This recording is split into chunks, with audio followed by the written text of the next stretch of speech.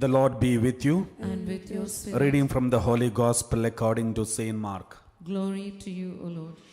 The Pharisees and some of the scribes who had come from Jerusalem gathered around Jesus, and they noticed that some of his disciples were eating with unclean hands, that is, without washing them. For the Pharisees and the Jews in general follow the tradition of the elders and never eat without washing their arms as far as the elbow. And on returning from the marketplace, they never eat without first sprinkling themselves. There are also many other observances which have been handed down to them concerning the washing of cups and pots and bronze dishes. So these Pharisees and scribes asked him, "Why do your disciples not respect the tradition of the elders, but eat their food with unclean hands?" He answered, "It was of you, hypocrites, and Isaiah so rightly prophesied in this passage of scriptures.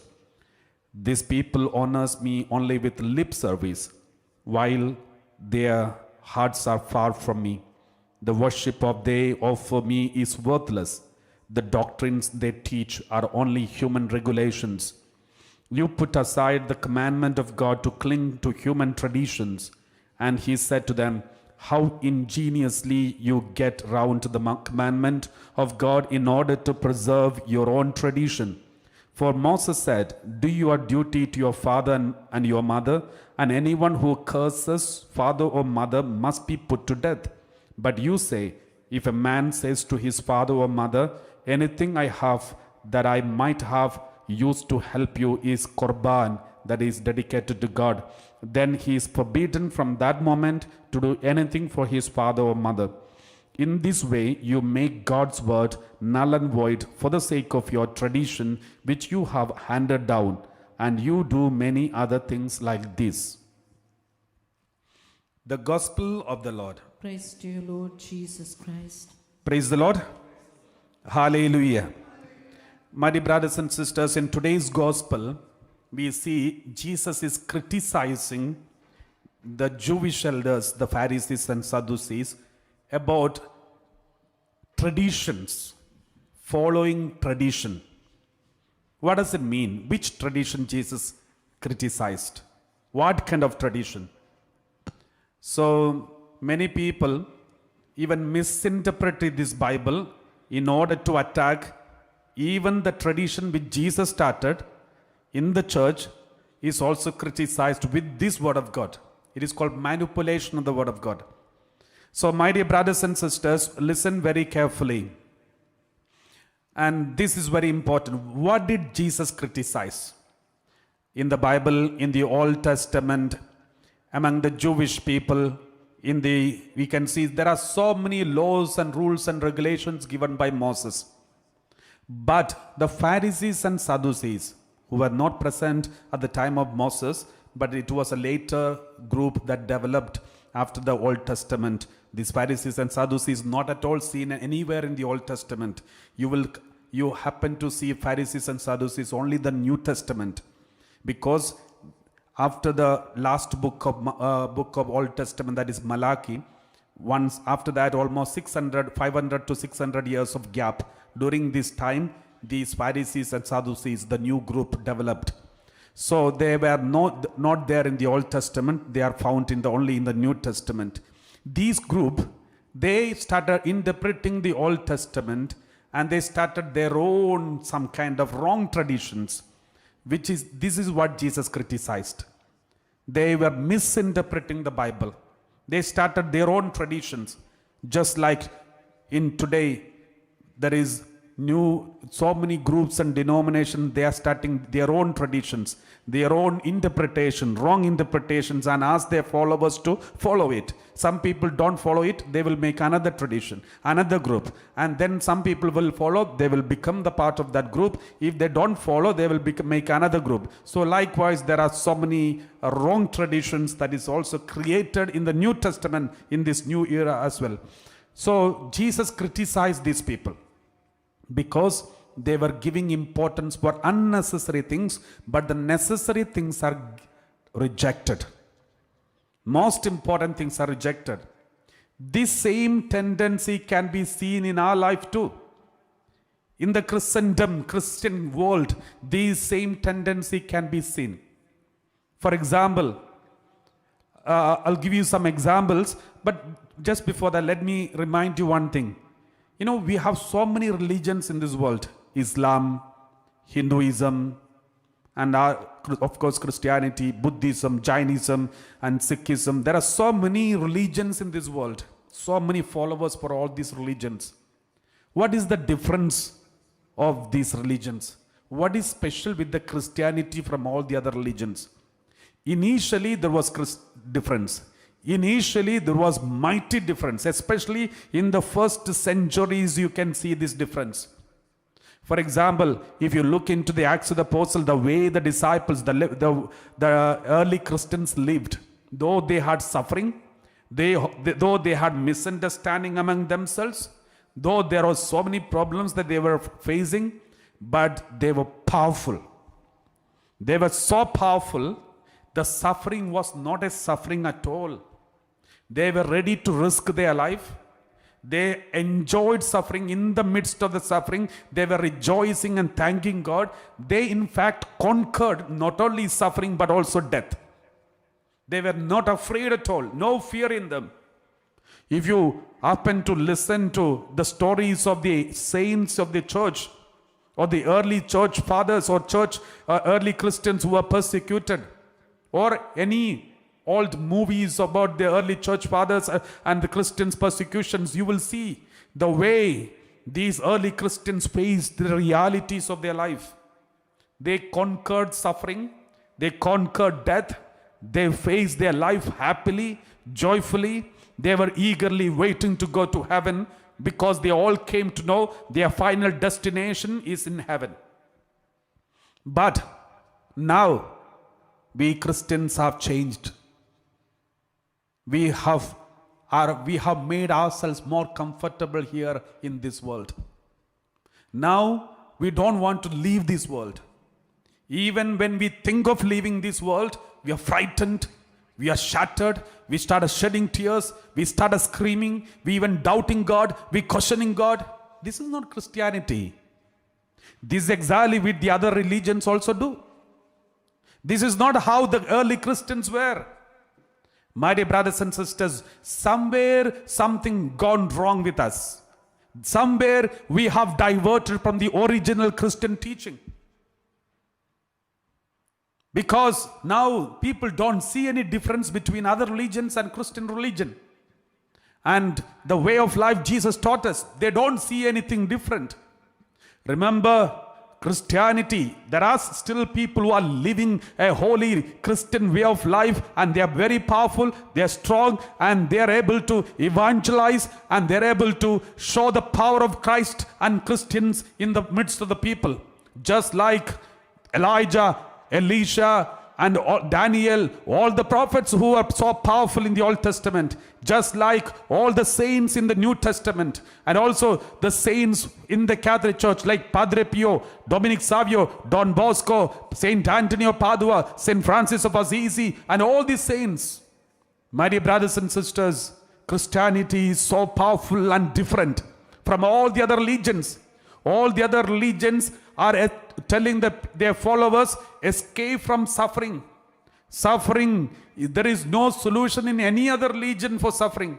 But in Christianity, suffering is salvific. We have conquered suffering. Suffering is no more a suffering, but an enjoyment for Christians. And they use the suffering as a currency to go to heaven, a stepping stone to go to heaven and go up to heaven. So this is what we see in Christianity. But this attitude is missing among the Christians today. And there is certain cultures, as Jesus himself mentioned, some traditions are infiltrating into Christians. Some traditions are still holding on to us. We have not given up. I was just listening to one of the priests from Kerala, Father Daniel, one of his talks, and then I was so inspired the way he was telling about some experiences. You know, sometimes, though the Christians are converted, maybe, for example, in India, many origin 2000 years ago, Christianity came to India. 2000 years ago, when St. Thomas came to India and converted some Hindus and converted them and made them Christians and continued. Even after 2000 years are passed, though baptism we have received, many traditions of that religion is still holding on to. And in India, there is another specialty. Each state has got different culture. And the caste system is so deep-rooted. But once they converted to Christianity, these are all supposed to be out. But in many groups in India, many among the Christians, this caste is so deep-rooted inside. Even among themselves, they look at and, they divide based on caste. Even among very important people, clergy and others. All those who promote such kinds of caste system in Christianity, you have not yet become Christian yet, though you are baptized. And many other places, and some of my friends said, those who are working in Africa, they said, there are so many who are getting converted and taking baptism in Africa too. But the tribes, the tribal background, which is so deep-rooted, and sometimes give priority for the tribes and caste and groups than Christ. That means, though we have received baptism, we have not yet become Christians. Even in Europe, the racism and many other places, all around the world, racism in the name of caste, creed, religion, color, name, fame, all these things, we have divisions. We look at human beings based on these. But this is not, and majority of them, even among Christians. So this is not what Jesus preached. This is not the Christianity which we had some time back, 2000 years ago. Somewhere we are still following human traditions, forgetting the real, true Christian tradition. If you see in the Bible, there are many things which people misunderstood about the Bible in the Old Testament. Jesus corrected them. Jesus said, you have some ideas about the Word of God, but I say to you, we read like this, Gospel of Matthew chapter 5 verse 21. We read like this.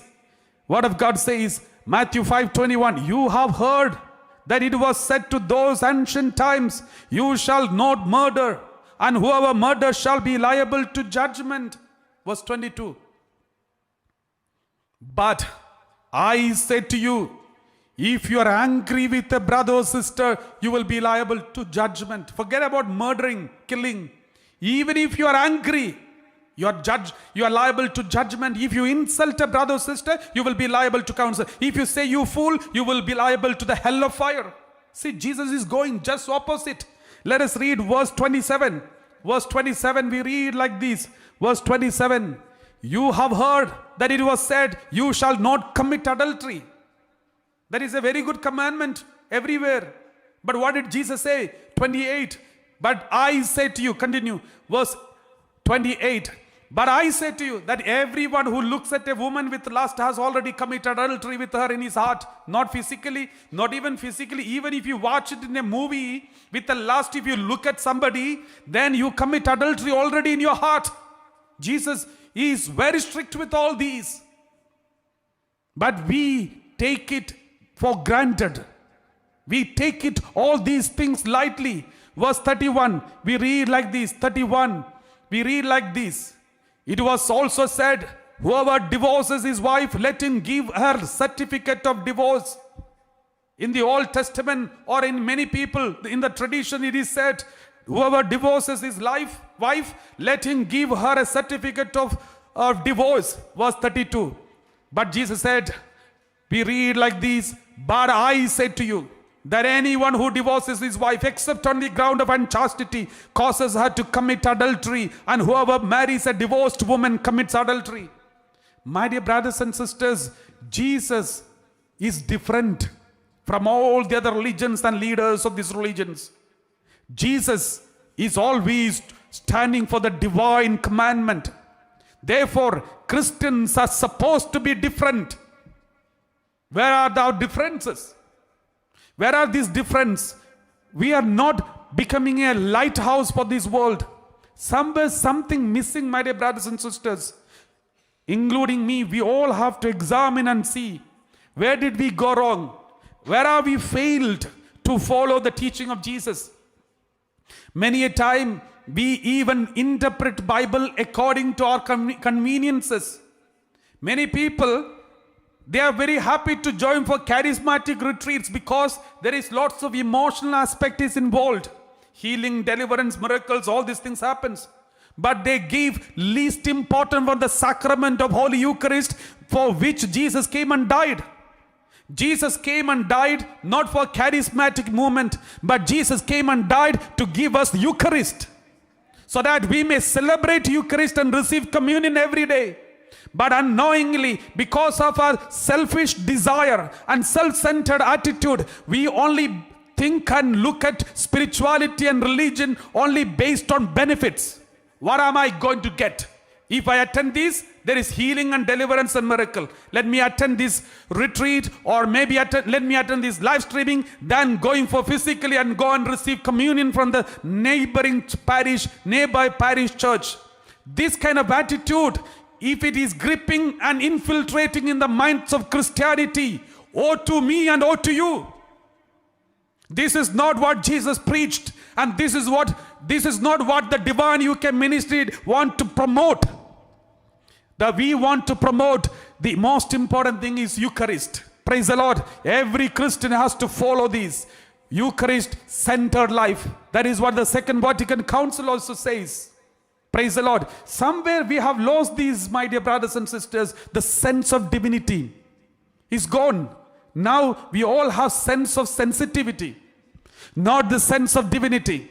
What is sensitive? Example, healing, deliverance, miracles. What is beneficial for me? That is what I'm focused on. Praise the Lord. Hallelujah. One or two examples which I would like to share with you. Let us read some passages from the Bible. Let us see how we interpret Bible. I told you some time back, one gentleman who was drinking and destroyed, and his family life is also broken. And he came for retreat. Then I said, my dear brother, why don't you stop this? Don't you see the effect of your drinking? Then he said, what is wrong with the drinking? I said, everything is wrong in drinking, so you have to stop it. Then he said, see, in the Bible, Jesus turned into water into wine. That means Jesus is also promoting drinking.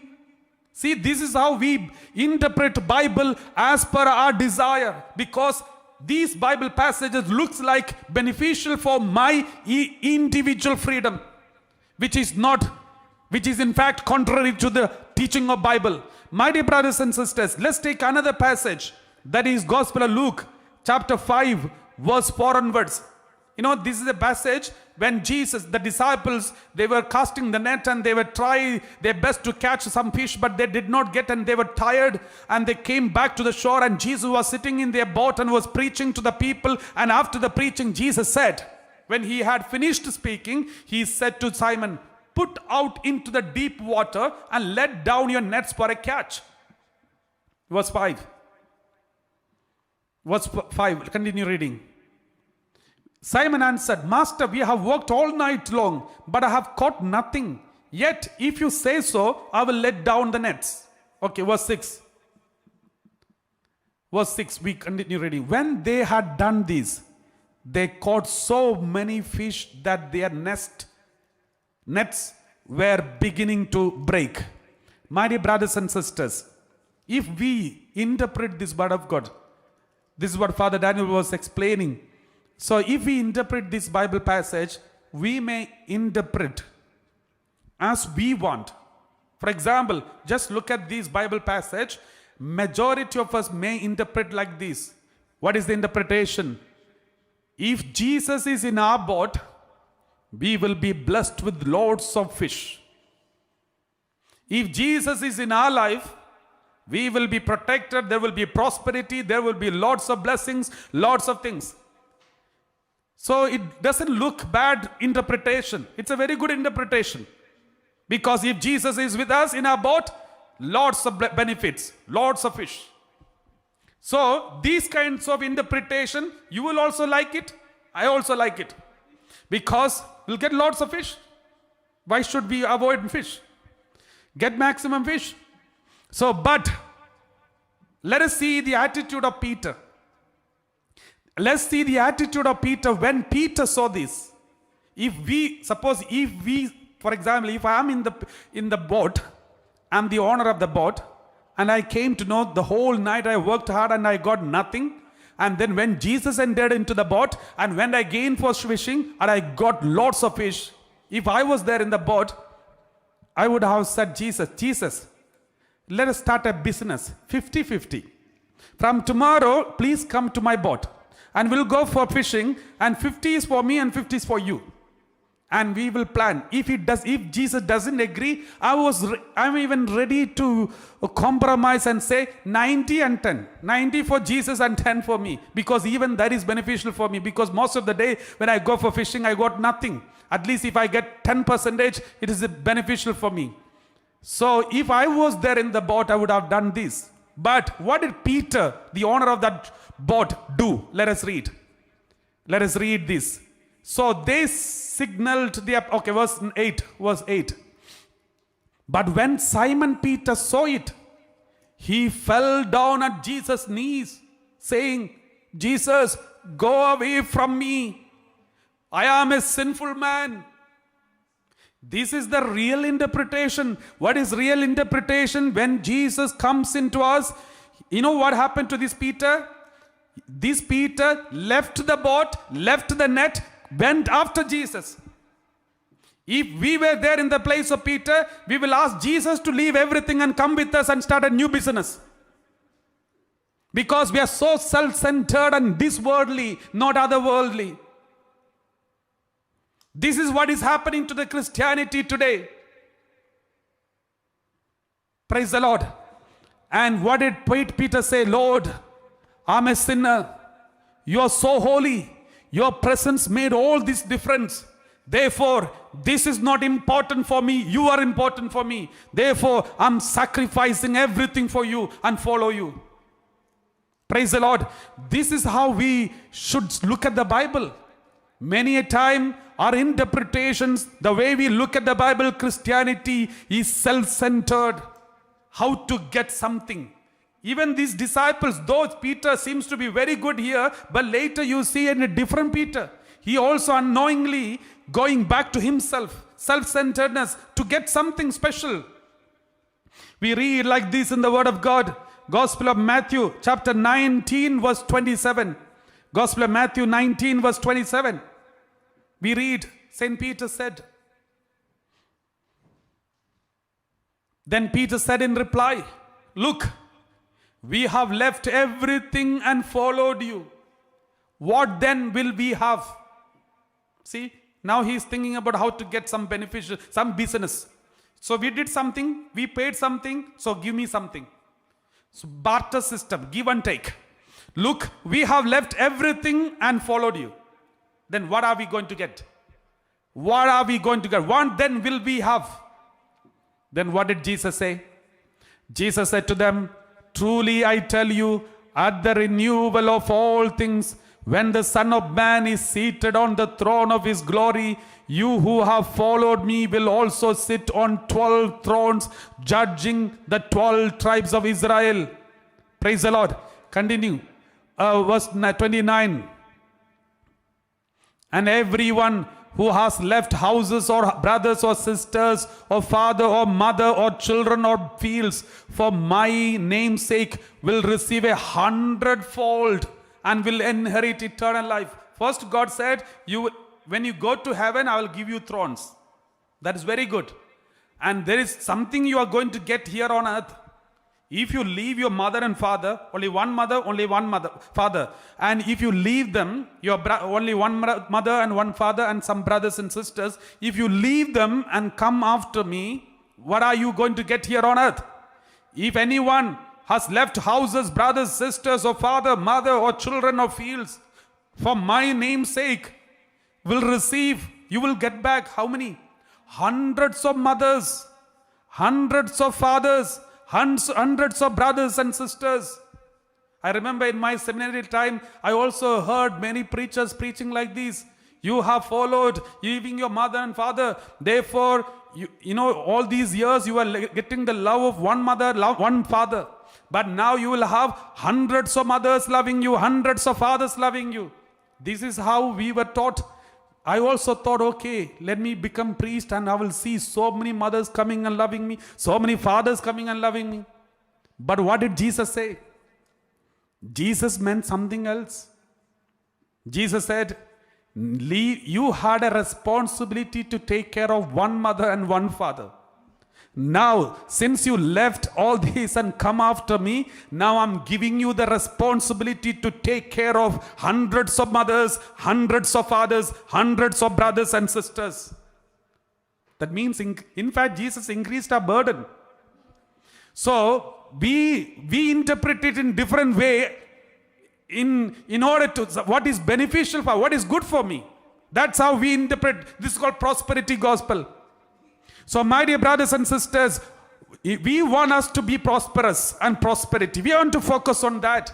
These kinds of attitude is very active among the Christians and also among the preachings.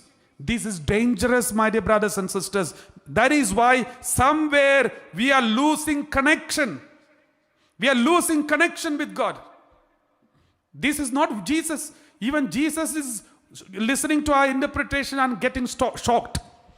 He never meant to say this. Praise the Lord. So, my dear brothers and sisters, therefore, that might be one of the reasons why Jesus is keeping quiet nowadays and not listening to our prayers, not giving anything, because he must be fed up. Because for the last 2,000 years. So, my dear brothers and sisters, we have to be very careful about this. Let us read this passage. Philippians chapter 2 verse 15. Philippians chapter 2 verse 15, we read like this. So that you may be blameless and innocent, children of God without blemish, in the midst of a crooked and perverse generation. Okay, verse 14 onwards, let's read. 14 and 15. Do all things without murmuring and arguing.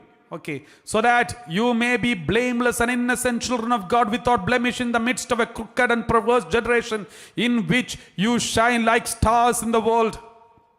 Always remember, you are different from this world.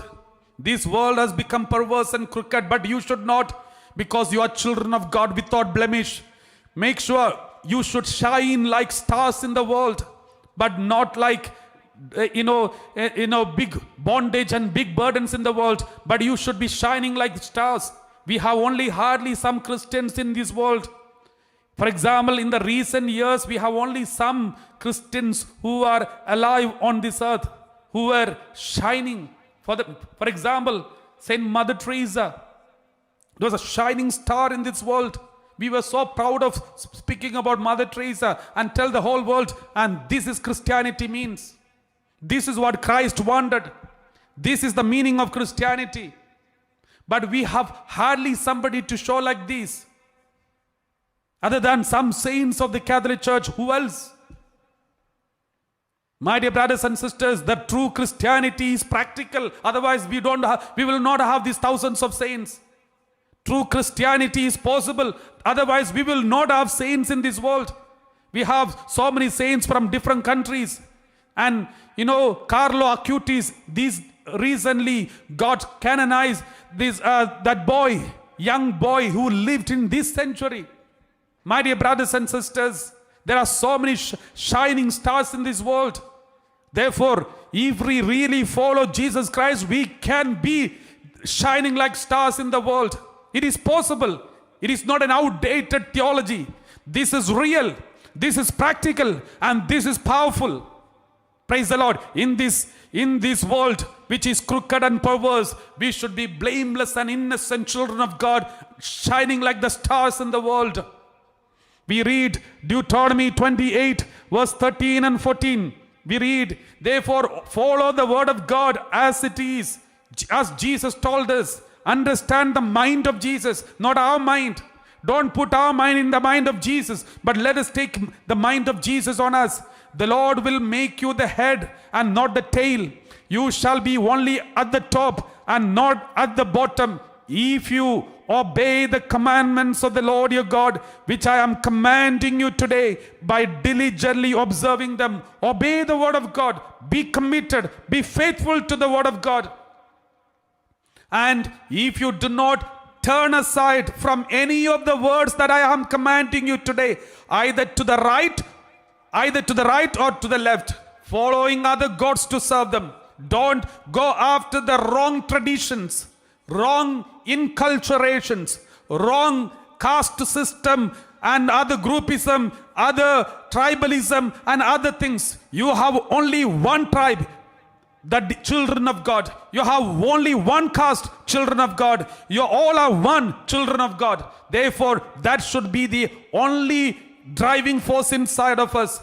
This is very important, my dear brothers and sisters. If you really want to be a true Christian in this world, this is what Jesus is telling us now. He was rebuking the Pharisees and Sadducees about these wrong traditions which they were trying to follow, forgetting the real word of God. Praise the Lord. Hallelujah. Thank you, Jesus. Let's close our eyes, and my dear brothers and sisters, let's pray together the offer to Him and ask forgiveness from God for all those moments where we have compromised the word of God as per our intentions, and see what is beneficial for us. Let's ask forgiveness for these, and always remember, let's follow only the message of God and mind of God.